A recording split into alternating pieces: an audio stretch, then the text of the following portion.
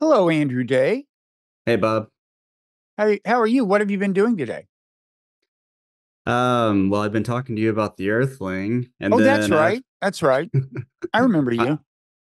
I went on a nice walk in the woods. There were no bears today. I used to tell you whenever I would see a bear. I don't do that anymore. It just happens too commonly now.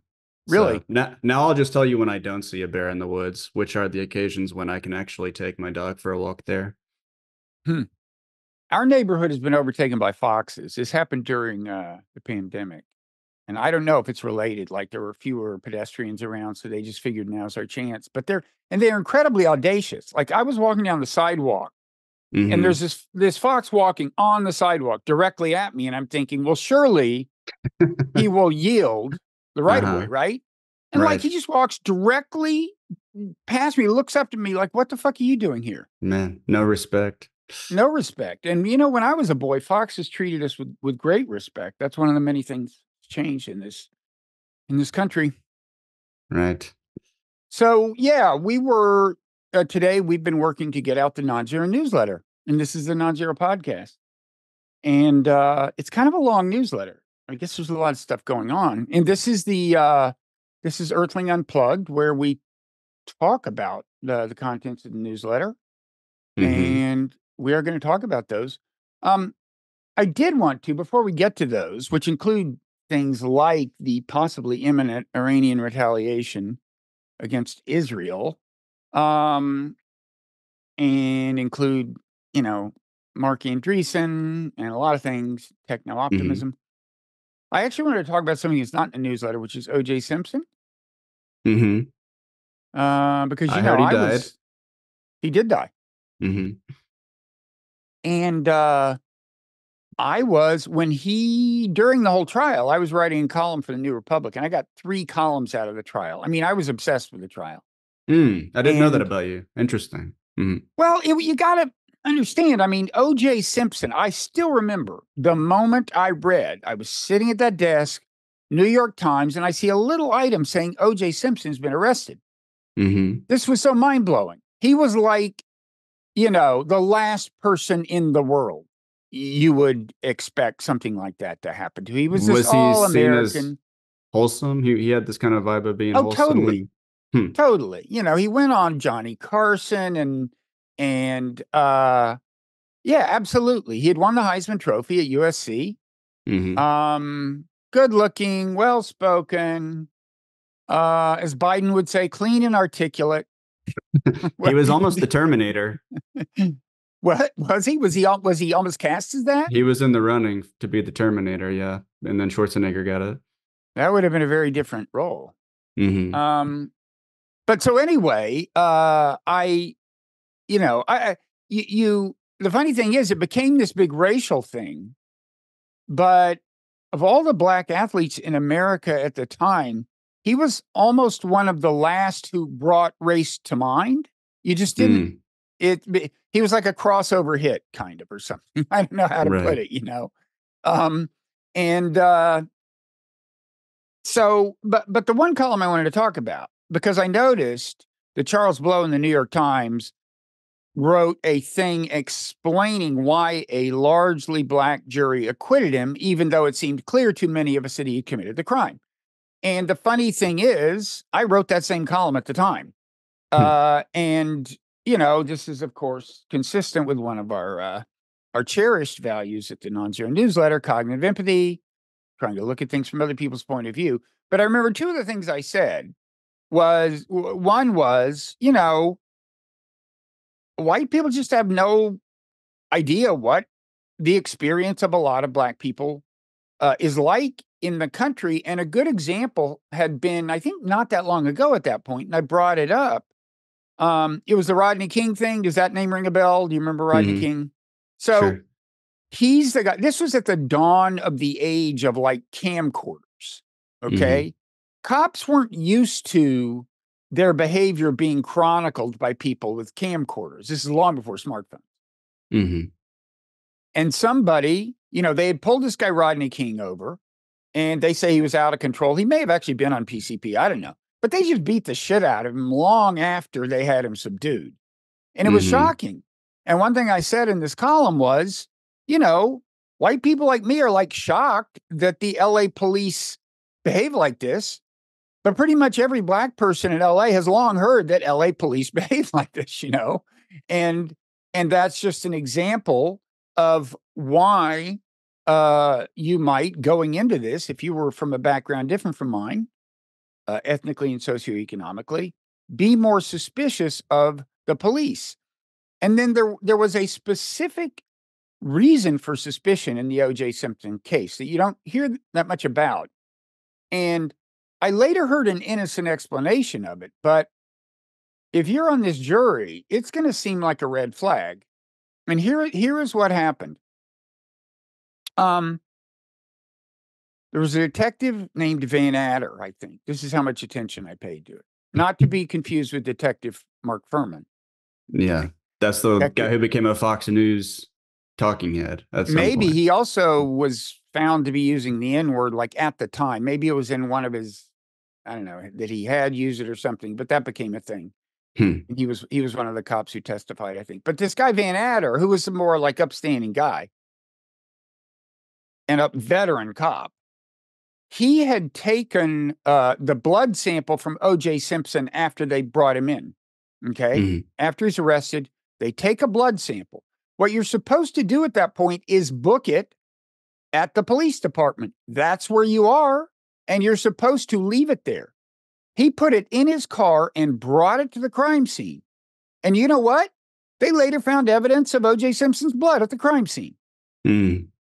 Hell of, you know. Now, if you're on the jury and you're inclined to be suspicious, that's pretty weird. Right. That is totally in violation of protocol. Okay. Now, I later there's a guy that I knew who was a public defender. In fact, I happened to just run into him a couple days ago. I was walking the dog, hadn't seen him in years. He pulls over and we talked. His name is Jerry. I think his last name is Boswell, but he explained to me, I don't know, about 7, 8 years ago, and he himself is like a lefty. He's not looking to get cops off the hook. But when I brought that up, he said, oh, yeah, well, the way that works is like when there's a celebrity case, okay, the crime scene is crawling with TV cameras. Your average cop wants to get there. It's where the action is.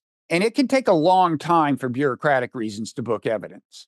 So he says it's not that uncommon that a cop would do something like that. So maybe that's why it was. But it's still, I mean, the reasonable doubt standard, you know, that fact alone, if I was on the jury, that would move me somewhat in the direction of thinking there's reasonable doubt here.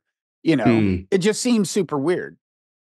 Yeah, I had heard that there was tampering or possible tampering with the crime scene. I wasn't sure of the details. And then the Rodney King connection you're making isn't just that the jury saw this as like payback for Rodney King, but that they had like a rational suspicion about the LAPD. Yeah. My point was that it may seem strange to us, to, you know, upscale white people, that you would go into a trial on a jury prepared to be suspicious of whatever the police say.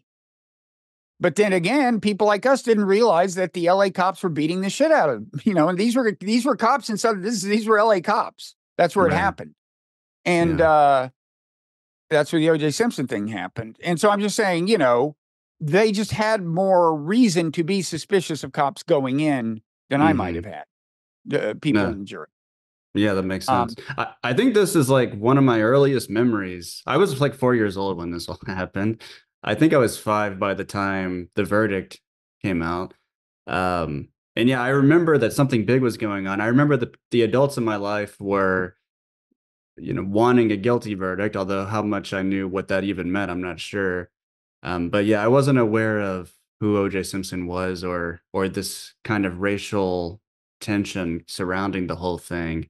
In recent days, I've been looking at videos that show white people and black people reacting to the verdict. And it's pretty striking, the difference in reaction. But the other thing is, I kind of think the prosecutor's theory of the case was wrong. The idea that he kind of went there to kill her, Nicole. And not the boy. She had a boyfriend, right? Right. And the boyfriend Was it Ron Goldman? Sounds I right. well, actually, I don't know if he was the boyfriend. They were friends. Maybe he was the boyfriend. O.J. Simpson probably thought he was, but apparently he had been. I think Nicole had, as part of the whatever the arrangement, Nicole had kept O.J. Simpson's car. This is his divorced, or they were separated or divorced or something. And apparently Ron Goldman had been driving it around town.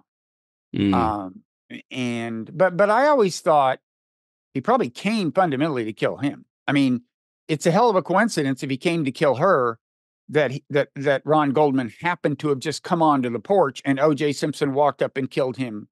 Started stabbing him. mm. Um, but this is neither here nor there. No, were you going to say something else about it? Did I interrupt you? No, no, I don't have much to say about it. I was only 4 years old, 5 years old when it happened, but that's interesting to hear. So the theory of the case that you disagree with is that he intentionally wanted to kill her. Like that was the main Marcia motivation. Clark was the main prosecutor, and that Mm, was her theory. That was her very much her that it was kind of a crime of misogyny. And look, I mean, he may have planned to kill both of them, and certainly it's not crazy to use the word misogyny when a guy stabs a woman to death. Um, but I don't know what he had in mind when he went there, but I do think he attacked Ron Goldman first. Um, and I think, of course, it was her assistant, the assistant prosecutor who made the big blunder of asking O.J. Simpson to try on the glove. You've seen that, mm. right? Yeah, and I've heard theories about his arthritis making Well, I his mean, hands get swollen. Mm, I don't think it was even that. I mean, look, if you're wearing gloves to commit to murder, right? Your dexterity matters. They're going to be pretty thin and tight mm, fitting gloves, right?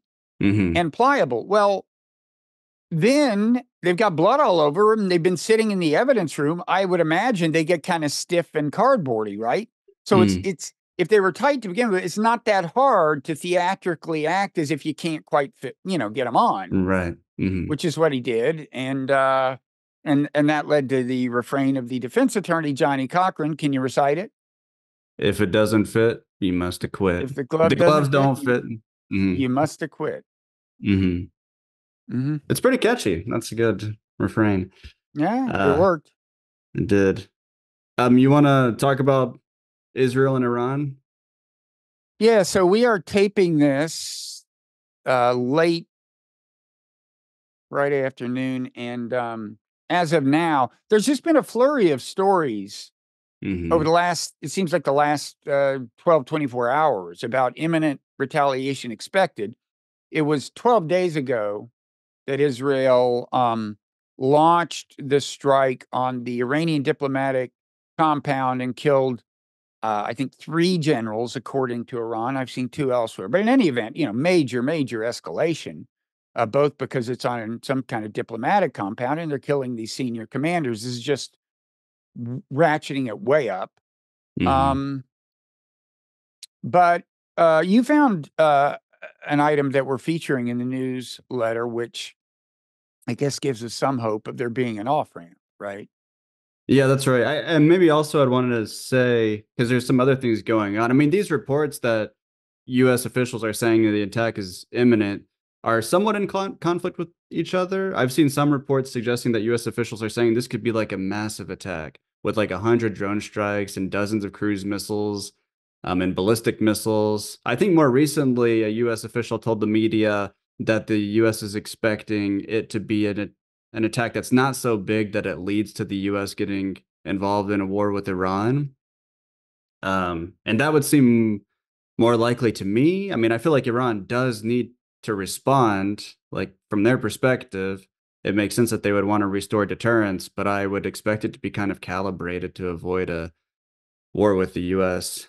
Um, and the one thing that stuck out to me is that the U.S. Defense Secretary Lloyd Austin has been talking to his counterpart, the Defense Minister Gallant, Hmm. and apparently has been telling him two big things. One, apparently Israel didn't notify the U.S. of the embassy Is that the strike. reporting that they didn't That's clear it with us? that's what the Biden administration is saying. And so apparently, Austin was telling Gallant, you should have warned us. And then the Kind of. second thing the second thing is he's saying we'll defend Israel if Iran indeed does attack. And these two things don't really seem to go together, you No, know. in fact, I tweeted this thing. Might as well fire up Twitter to see if the attack has happened. But Hmm.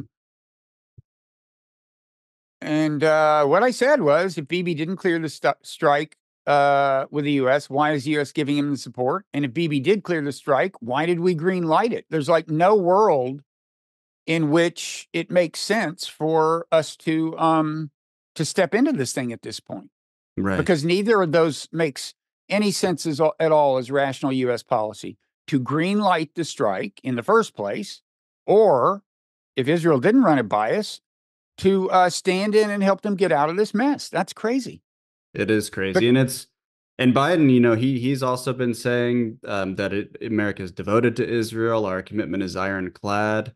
And there's just too many problems with this ironclad commitment at this point. I mean, one, it creates a moral hazard. I don't think Israel would have done this if they doubted that America right. would come to their defense if necessary. And two, now we have our credibility on the line because our major officials, including our president, are saying we'll defend Israel if Iran attacks. So if Iran does attack, you can imagine them feeling kind of compelled to do something.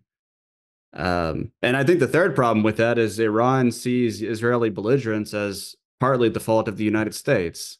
And so, I mean, it's kind of amazing to me that if Israel really didn't notify us that they were going to do that, because one obvious possible consequence of it would be for these Iran-backed militias to target U.S. troops who are just sitting ducks in the Middle East. Like you would think, even if they didn't ask our permission to do this and ask for a green light, they would at least let us know, so that we could kind of prepare our troops in the event of a retaliation.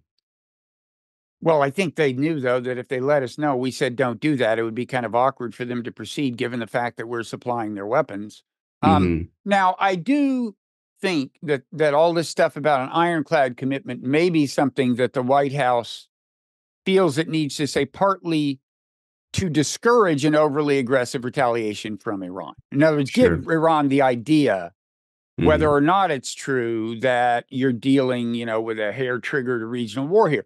I suspect now. I mean, I don't doubt that Biden plans, like, if there's a larger war, to support Israel, but we may be doing more than is apparent to calibrate Israel's response to any provocation. We sent this four-star general over there, who's, I guess, in Israel now, Hmm. um, and I suspect that one thing he's there to do is to say to it, depending on what the retaliation is, if it materializes, to say to Israel under circumstances, no, you can't do X and Y in response to this and expect us to support you. You got yourself into this mess.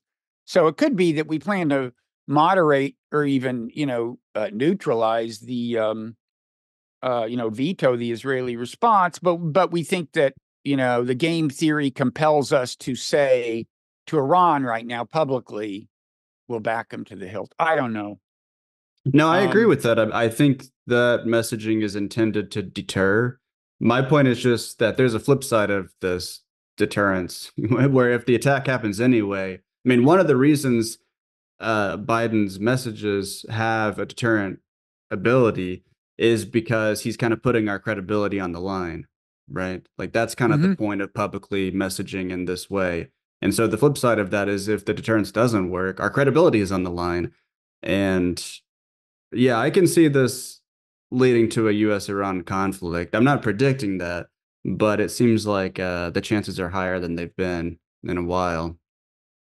And I guess a lot of it depends on first whether Iran does attack, which I'm curious if you think they will, and two, how big of an attack it is. I I mean, Iran has always been pretty careful. I mean, what our assassination of Soleimani was a way bigger a bigger escalation than what Israel did.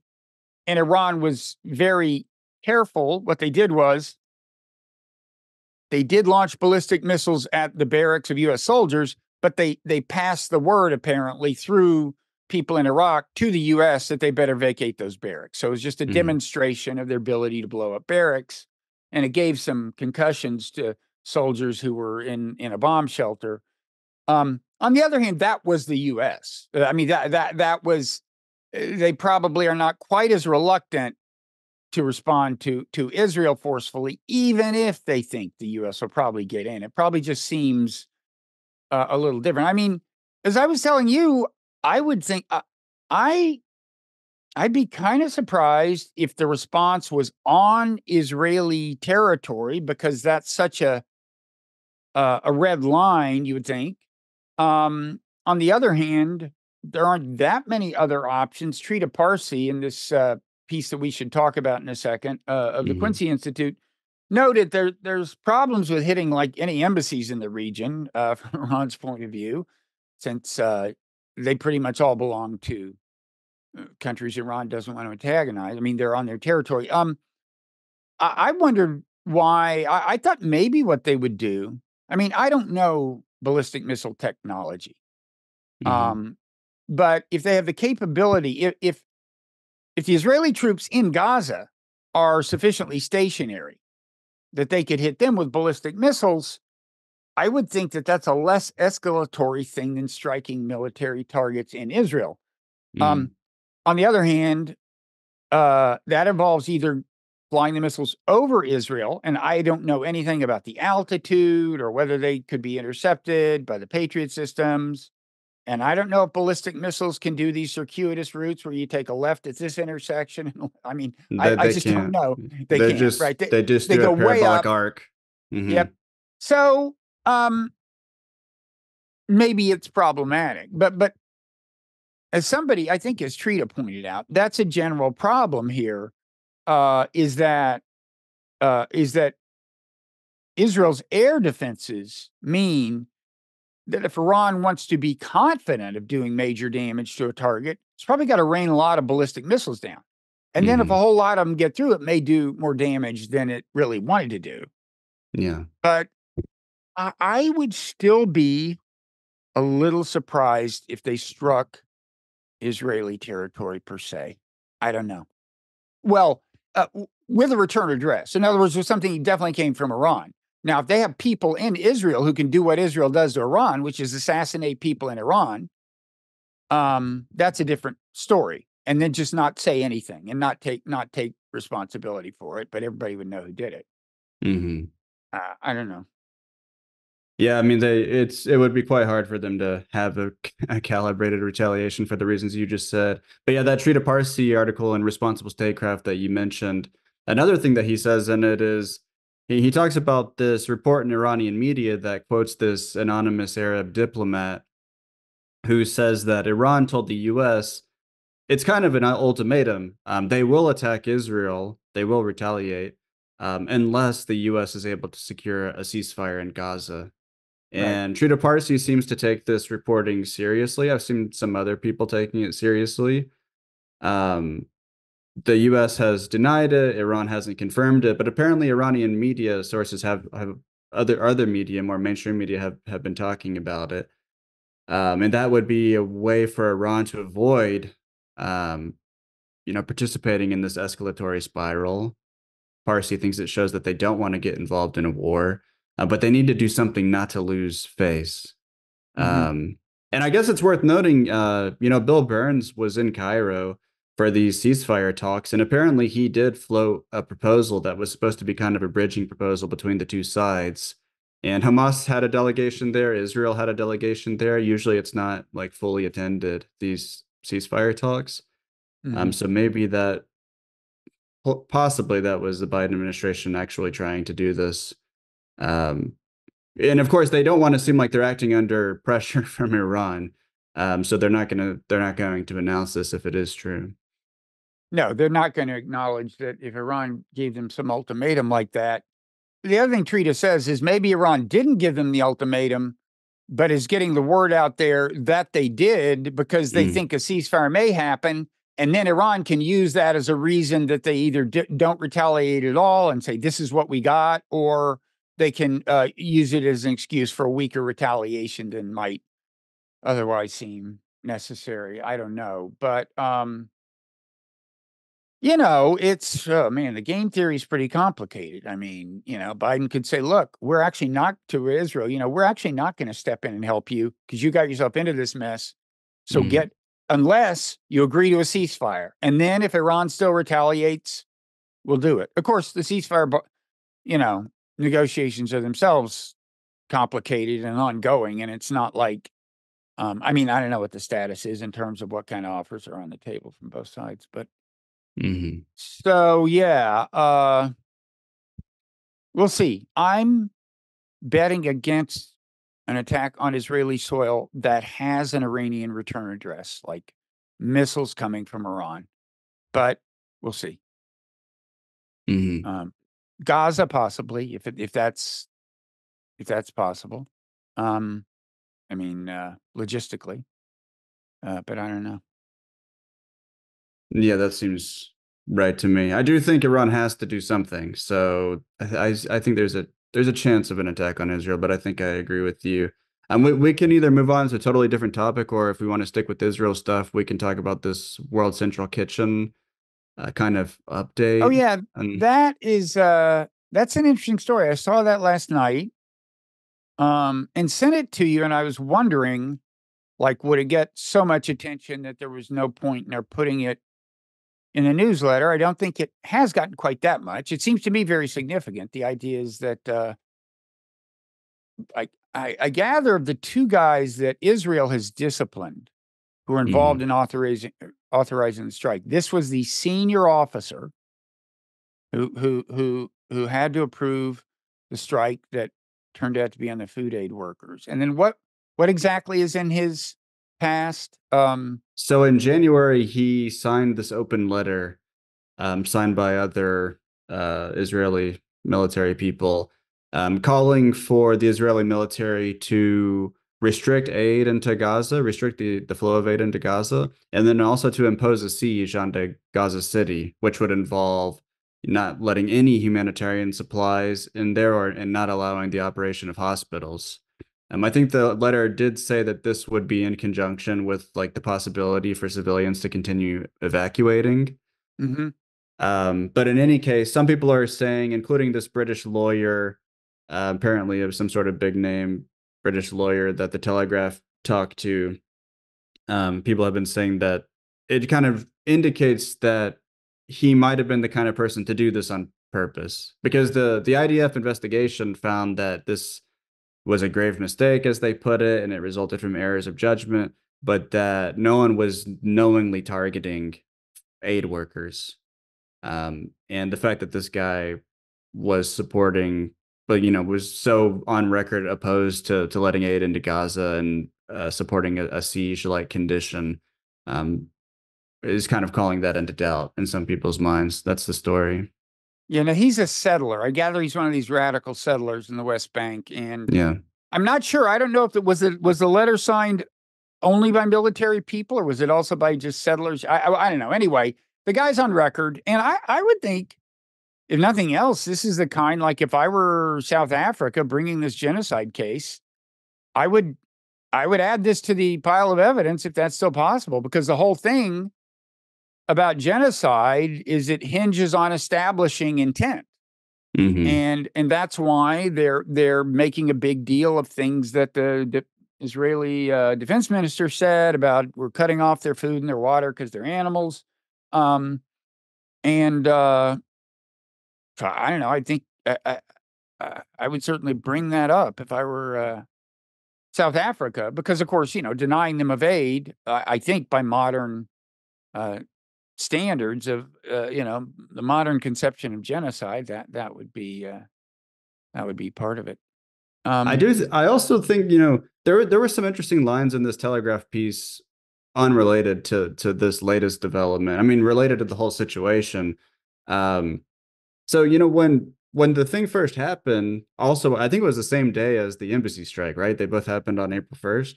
Israel's immediate response and the IDF's response in the subsequent days was kind of interesting to me, because they didn't say what states normally say in situations like this, which is, "Oh, we thought it was an enemy caravan. We thought those were Hamas vehicles." What they said was they thought that there was a militant in the vehicles.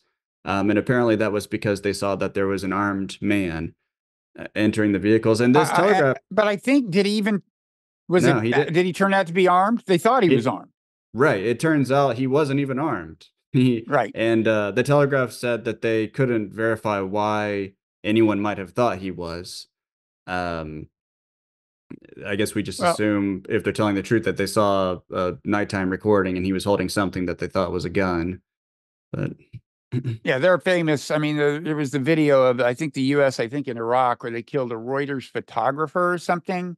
And Mhm. you could see the video and you could see that, like, if your job is to, like, if you want to be alert to terrorists and find, and you're just looking for evidence of somebody's holding a gun and you're in that frame of mind, well, there's a lot of things you can see that look like a gun. But, Mm. Yeah, I um, think that was Bradley Manning, Chelsea Manning, WikiLeaks. that Mhm. could be, yeah. Yeah. So, Um, how long we been, I should think it's we time to go to overtime. think it's time to go to overtime? Yeah, So, the rest of this, very worthwhile conversation, I think you'll join me in that judgment. I It's a totally agree. very worthwhile conversation. Um, is available to paid subscribers of the Nonzero Newsletter. Once you become one of those, you can just set up your special podcast feed, and then all of the overtime segments, which most podcasts have, most non-zero podcasts have, will be automatically available to you. And the way you do that, I mean, the first thing you do if you become paid subscribers, if you just want to listen to the rest of this, you can just go to the post at the Nonzero Newsletter on Substack. That is the post for this, and then you'll be able to get in and listen. But also there's a thing you click to set up your feed. Right. And if you don't want to do that, you can just smash the like button and rate and review us. Although you might, I don't know, you might be resenting the fact that you're being excluded from the rest of this podcast and not do that. Is that a danger? That is a danger. Should Yeah. I have not brought that up? Should I have not planted that thought in their It's minds that okay. We maybe can resentment say is in order? they can also go to the new Non-Zero Clips channel because we have clips sometimes from overtime segments, so they can still That's see true. some of the overtime. Yeah, So on YouTube, you can either search for Nonzero and get the main channel or Nonzero Clips that's right. But yeah, and we're going to smash talk the like about, buttons. so we'll talk about Mark Andreessen, techno-optimism, US-China relations, and artificial intelligence, I think Also, is I on the mean, I'm going to agenda. complain a little about this headline in the New York Times. This is the lead story a couple Hmm. days ago. Iran is flooding the West Bank with weapons. And I mean, interesting time to put the headline out there. This is yesterday. At the Hmm. moment where everyone is, wondering whether America will get in a fight with Iran should it come to it. I'm not saying they're doing it because of that. I'm saying it's a time when probably you should be careful about whether such headlines are or are not justified by the story itself. And Hmm. this is something I will address in overtime. Looking forward to it. Okay. Okay. All right. So So thanks everybody. And we will see some of you in overtime. This was a free preview of Earthling Unplugged. To unlock the rest of this conversation and other exclusive audio content, become an NCN member at nonzero.substack.com.